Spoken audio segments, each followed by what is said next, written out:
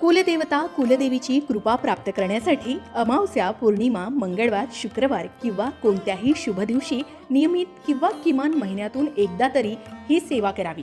एक नवीन नारळ घेऊन तो सोलून घ्यावा. त्याला शेंडी ठेवावी.